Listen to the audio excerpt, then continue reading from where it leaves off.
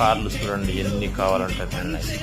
జగన్మోహన్ రెడ్డికి ఆయన కారు ఒకటి లేకపోతే ఈ స్టేట్లో కార్లు లేవనుకుంటున్నారా? లక్షల మంది జనాలు ఉన్నారు.